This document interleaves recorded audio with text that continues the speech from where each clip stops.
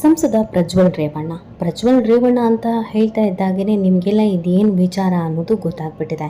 ಆದರೆ ನಿಜವಾಗ್ಲೂ ಅಸಹ್ಯಕರ, ಬೇಸರ ಅಂತ ಅನಿಸೋದು ಅವ್ರ ಮೇಲಿನ ಆರೋಪ ಸತ್ಯವೋ ಸುಳ್ಳೋ ಅದು ಸೆಕೆಂಡ್ರಿ.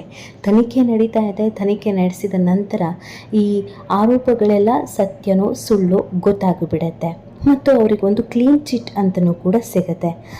ಅಥವಾ ಅವರೇನಾದ್ರು ತಪ್ಪು ಮಾಡಿದರೆ ಅವ್ರಿಗೆ ಶಿಕ್ಷೆ ಅನ್ನೋದು ಆಗತ್ತೆ. ಆಮೇಲೆ ಅವ್ರು ಹೊರಗಡೆ ಬರ್ತಾರೆ, ಇಷ್ಟೇ ಆಗೋದು. ಆದರೆ ಆ ವಿಡಿಯೋಗಳಲ್ಲಿ ಕಾಣಿಸ್ಕೊಂಡಿರುವಂಥ ಮಹಿಳೆಯರ ಕಥೆ ಏನು ಅನ್ನೋದು ತುಂಬ ಜನರ ಪ್ರಶ್ನೆಯಾಗಿದೆ.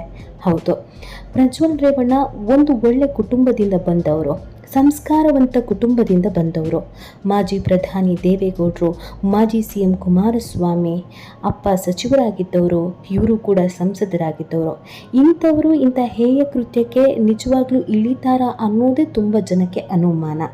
ಆದರೂ ಇದೆಲ್ಲದರ ನಡುವೆ ಇದು ರಾಜಕೀಯ ಪಿತೂರಿಯೋ, ರಾಜಕೀಯ ದುರುದ್ದೇಶವೋ, ಪ್ರಜ್ವಲ್ ರೇವಣ್ಣ ಮತ್ತು ದೇವೇಗೌಡರನ್ನು ಸಿಲುಕಿಸುವಂಥ ಪ್ರಯತ್ನವೋ ಇದು ಏನೇ ಇರಲಿ, ಆದರೆ ಆ ವಿಡಿಯೋದಲ್ಲಿ, ಅಶ್ಲೀಲ ವಿಡಿಯೋದಲ್ಲಿ ಹೆಣ್ಣು ಮಕ್ಕಳುಗಳು ಕಾಣಿಸ್ಕೊಂಡಿದ್ದಾರೆ ಅನ್ನುವಂಥ ವಿಚಾರವೇ ಈಗ ಎಷ್ಟೋ ಜನ ಹೆಣ್ಣು ಮಕ್ಕಳಿಗೆ ನಿದ್ರೆಗೆಡಿಸಿದೆ. ಜೊತೆಗೆ ತಮ್ಮ ಎಲ್ಲರ ಮನಸ್ಸು ಕೂಡ ಒಂದು ರೀತಿಯಾಗಿ ಕದಲಿ ಹೋಗಿದೆ. ಹೌದು, ಇಲ್ಲಿ ತುಂಬ ಜನ ಹೆಣ್ಮಕ್ಳ ಬಗ್ಗೆನೂ ಮಾತಾಡ್ತಿದ್ದಾರೆ. ಅಯ್ಯೋ, ಅವರೇನಾದರೂ ಕರೆದಿದ್ರೆ ಇವ್ರು ಹೋಗುವವರು ಎಂಥವ್ರು ಇರಬಹುದು ಅಂತ ಪ್ರಶ್ನೆಯನ್ನು ಮಾಡ್ತಾ ಇದ್ದಾರೆ. ಆ ಹೋದವರ ಪರಿಸ್ಥಿತಿ ಏನಾಗಿದೆ, ಆ ಹೆಣ್ಣು ಮಕ್ಕಳ ಮನೆಯ ಸ್ಥಿತಿ ಏನಾಗಿದೆ ಅನ್ನೋದು ತುಂಬ ಜನರಿಗೆ ಇರುವಂಥ ಕುತೂಹಲ. ಹಾಗಾಗಿ ಇವತ್ತು ಸುಮಾರು 30ಕ್ಕೂ ಹೆಚ್ಚು ವಿಡಿಯೋಗಳು ವೈರಲ್ ಆಗಿದೆ. ಪ್ರತಿಯೊಬ್ಬರ ಮೊಬೈಲ್ಗಳಲ್ಲಿ ಇದೆ ಅಂತ ಹೇಳಲಾಗ್ತಿದೆ.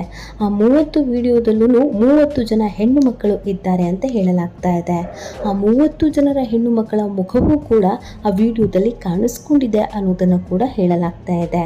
ಆದರೆ ಪ್ರಜ್ವಲ್ ರೇವಣ್ಣ ಅವರ ಮುಖ ಎಲ್ಲಿಯೂ ಕಾಣಿಸ್ಕೊಂಡಿಲ್ಲ ಅಂತ ಹೇಳಲಾಗ್ತಾ ಇದೆ. ಇನ್ನು ಆ 30 ಮಹಿಳೆಯರು ಕೂಡ ಮದುವೆ ಆಗಿ ಮಕ್ಕಳಿರುವವರು.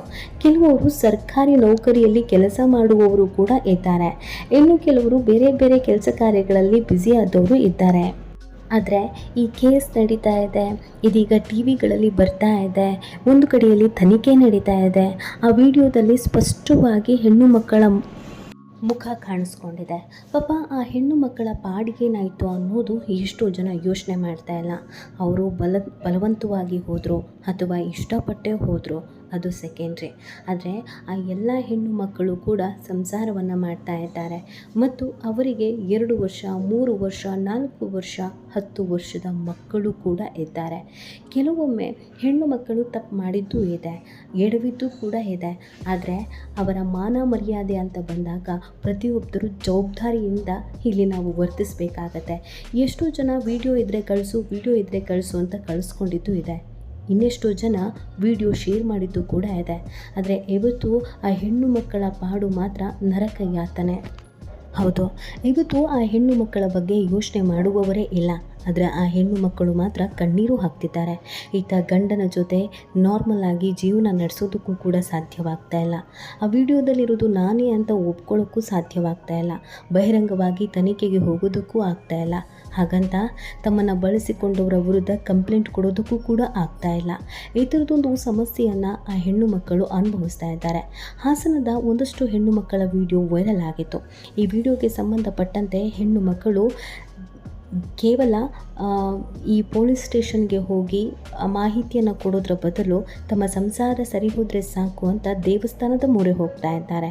ತಮ್ಮ ಗಂಡಂದ್ರ ಜೊತೆಗೆ ದೇವಸ್ಥಾನಕ್ಕೆ ಹೋಗಿ ಅಲ್ಲಿ ಸ್ನಾನವನ್ನು ಮಾಡಿ ದೇವರ ಮುಂದೆ ನಿಂತು ದೀಪವನ್ನು ಹಚ್ಚಿ ಅಥವಾ ಮಂಗಳಾರತಿಯನ್ನು ಮಾಡಿ ಗಂಡನಿಗೆ ಇನ್ಮುಂದೆ ನನ್ನಿಂದ ತಪ್ಪಾಗಲ್ಲ ಅಂತ ಕೇಳ್ಕೊಳ್ಳುವಂಥ ದೃಶ್ಯವೊಂದು ವೈರಲ್ ಆಗಿತ್ತು.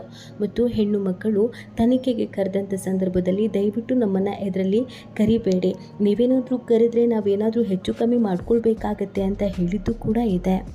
ಕೆಲವು ಹೆಣ್ಣು ಮಕ್ಕಳು ಮನೆಯಲ್ಲಿ ಗಂಡನಿಗೆ ಮುಖ ತೋರಿಸಲು ಆಗದೆ ಮನೆ ಬಿಟ್ಟು ಹೋದಂಥ ಪ್ರಕರಣಗಳು ಕೂಡ ಇದೆ.